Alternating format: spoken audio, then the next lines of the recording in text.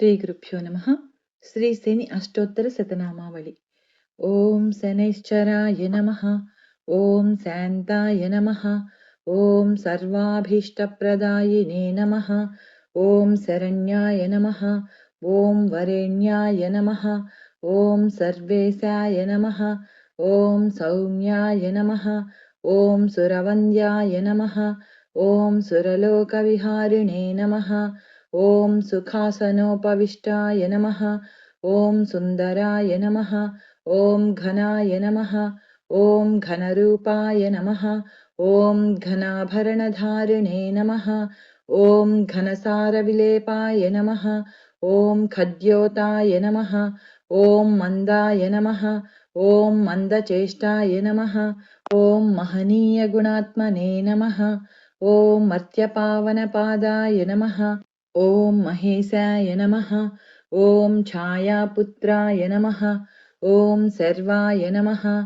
ಓಂ ಶರತೂಣೀರಧಾರಿಣೇ ನಮಃ. ಓಂ ಚರಸ್ಥಿರಸ್ವಭಾವಾಯ ನಮಃ. ಓಂ ಚಂಚಲಾಯ ನಮಃ. ಓಂ ನೀಲವರ್ಣಾಯ ನಮಃ. ಓಂ ನಿತ್ಯಾಯ ನಮಃ. ಓಂ ನೀಲಾಂಜನನಿಭಾಯ ನಮಃ. ಓಂ ನೀಲಾಂಬರವಿಭೂಷಾಯ ನಮಃ. ಓಂ ನಿಶ್ಚಲಾಯ ನಮಃ. ಓಂ ವೇದ್ಯಾಯ ನಮಃ. ಓಂ ವಿಧಿರೂಪಾಯ ನಮಃ. ಓಂ ವಿರೋಧಾಧಾರಭೂಮಯೇ ನಮಃ. ಓಂ ಭೇದಾಸ್ಪದಸ್ವಭಾವಾಯ ನಮಃ. ಓಂ ವಜ್ರದೇಹಾಯ ನಮಃ. ಓಂ ವೈರಾಗ್ಯದಾಯ ನಮಃ. ಓಂ ವೀರಾಯ ನಮಃ. ಓಂ ವೀತರೋಗಭಯಾಯ ನಮಃ. ಓಂ ವಿಪತ್ಪರಂಪರೇಶಾಯ ನಮಃ. ಓಂ ವಿಶ್ವವಂದ್ಯಾಯ ನಮಃ. ಓಂ ಗೃಧ್ನವಾಹಾಯ ನಮಃ. ಓಂ ಗೂಢಾಯ ನಮಃ. ಓಂ ಕೂರ್ಮಾಂಗಾಯ ನಮಃ. ಓಂ ಕುರೂಪಿಣೇ ನಮಃ. ಓಂ ಕುತ್ಸಿತಾಯ ನಮಃ. ಓಂ ಗುಣಾಢ್ಯಾಯ ನಮಃ. ಓಂ ಗೋಚರಾಯ ನಮಃ. ಓಂ ಅವಿದ್ಯಾಮೂಲನಾಶಾಯ ನಮಃ. ಓಂ ವಿದ್ಯಾಸ್ವರೂಪಿಣೇ ನಮಃ. ಓಂ ಆಯುಷ್ಯಕಾರಣಾಯ ನಮಃ. ಓಂ ಆಪದುದ್ಧರ್ತ್ರೇ ನಮಃ. ಓಂ ವಿಷ್ಣುಭಕ್ತಾಯ ನಮಃ. ಓಂ ವಸಿನೇ ನಮಃ. ಓಂ ವಿವಿಧಾಗಮವೇದಿನೇ ನಮಃ. ಓಂ ವಿಧಿಸ್ತುತ್ಯಾಯ ನಮಃ. ಓಂ ವಂದ್ಯಾಯ ನಮಃ. ಓಂ ವಿರೂಪಾಕ್ಷಾಯ ನಮಃ. ಓಂ ವರಿಷ್ಠಾಯ ನಮಃ. ಓಂ ಗರಿಷ್ಠಾಯ ನಮಃ. ಓಂ ವಜ್ರಾಂಕುಶಧರಾಯ ನಮಃ. ಓಂ ವರದಾಭಯಹಸ್ತಾಯ ನಮಃ. ಓಂ ವಾಮನಾಯ ನಮಃ. ಓಂ ಜ್ಯೇಷ್ಠಾಪತ್ನೀಸಮೇತಾಯ ನಮಃ. ಓಂ ಶ್ರೇಷ್ಠಾಯ ನಮಃ. ಓಂ ಮಿತಭಾಷಿಣೇ ನಮಃ. ಓಂ ಕಷ್ಟೌಘನಾಶಕರ್ಯಾಯ ನಮಃ. ಓಂ ಪುಷ್ಟಿದಾಯ ನಮಃ. ಓಂ ಸ್ತುತ್ಯಾಯ ನಮಃ. ಓಂ ಸ್ತೋತ್ರಗಮ್ಯಾಯ ನಮಃ. ಓಂ ಭಕ್ತಿವಸ್ಯಾಯ ನಮಃ. ಓಂ ಭಾನವೇ ನಮಃ.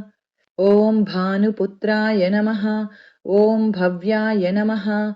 ಓಂ ಪಾವನಾಯ ನಮಃ. ಓಂ ಧನುರ್ಮಂಡಲ ಸಂಸ್ಥಾಯ ನಮಃ. ಓಂ ಧನದಾಯ ನಮಃ. ಓಂ ಧನುಷ್ಮತೆ ನಮಃ.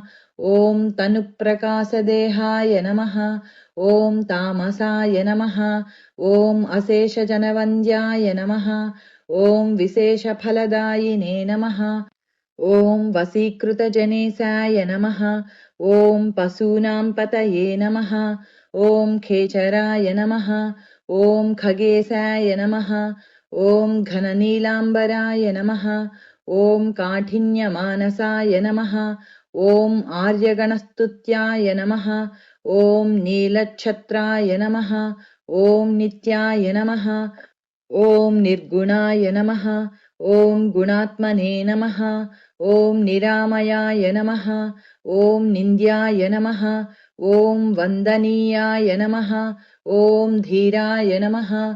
ಓಂ ದಿವ್ಯದೇಹಾಯ ನಮಃ. ಓಂ ದೀನಾತಿಹರಣಾಯ ನಮಃ. ಓಂ ದೈನ್ಯನಾಶಕರಾಯ ನಮಃ. ಓಂ ಆರ್ಯಜನಗಣ್ಯಾಯ ನಮಃ. ಓಂ ಕ್ರೂರಾಯ ನಮಃ. ಓಂ ಕ್ರೂರಚೇಷ್ಟಾಯ ನಮಃ. ಓಂ ಕಾಮಕ್ರೋಧಕರಾಯ ನಮಃ. ಓಂ ಕಳತ್ರಪುತ್ರಶತ್ರುತ್ವಕಾರಣಾಯ ನಮಃ. ಓಂ ಪರಿಪೋಷಿತಭಕ್ತಾಯ ನಮಃ. ಓಂ ಪರಭೀತಿಹರಾಯ ನಮಃ. ಓಂ ಭಕ್ತಸಂಗಮನೋಭೀಷ್ಟಫಲದಾಯ ನಮಃ. ಇತಿ श्रीशनैश्चर अष्टोत्तरशतनामावलिः। दशरथकृत शनिस्तोत्रम्। ध्यात्वा सरस्वतीं देवीं गणनाथं विनायकम् राजा दशरथस्तोत्रम् सौरेरिदमदाकरोत्।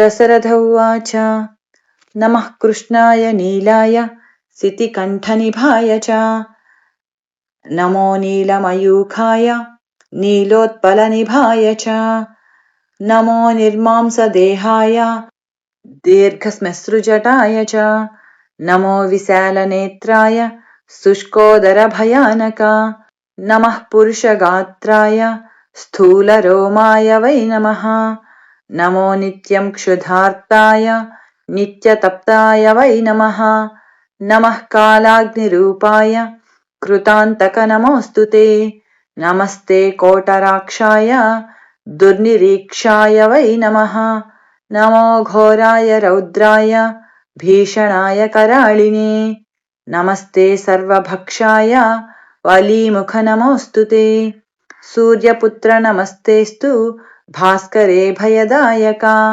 अधो दृष्टे नमस्तुभ्यं वपुः श्याम नमोऽस्तु ते नमो मन्दगते तुभ्यं निस्त्रिंसाय नमो नमः तपसा दग्धदेहाय नित्ययोगरताय च नमस्ते ज्ञाननेत्राय काश्यपात्मजसूनवे तुष्टो ददासि वैराग्यं रुष्टो हरसि तत्क्षणात् देवासुरमनुष्याश्च पशुपक्षिसरीसृपाः त्वया विलोकिताः सौरे दैन्यमासु व्रजन्ति च ब्रह्मा शक्रो यमश्चैव ऋषयः सप्ततारकाः राज्यभ्रष्टाश्च ते सर्वे तव दृष्ट्या विलोकिताः देशानगरग्रामाश्च द्वीपाश्चैवाद्रयस्तथा रौद्रदृष्ट्या तु ये दृष्टाः क्षयं गच्छन्ति तत्क्षणात् प्रसादं कुरु मे सौरे वरार्थेऽहं तवाश्रितः सौरे क्षमस्वापराधं सर्वभूतहिताय च इति दशरथकृत श्रीशनैश्चरस्तोत्रम्।